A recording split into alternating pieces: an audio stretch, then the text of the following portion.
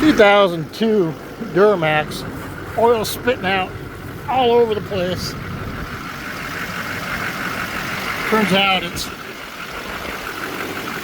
the oil sending unit on the motor right up in there. You can't really see it, but it's spitting out where the electrical wire plugs into it, but it's right up in front.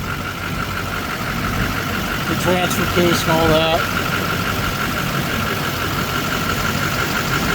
So to get to this up in here, it's easiest if you take that cowl off the front of it. Oh, cowl right over there, just like 5 bolts that just take torque. Take your impact driver and just pull them off. Way easier to get up in there and work on that than trying to go in around that transfer case.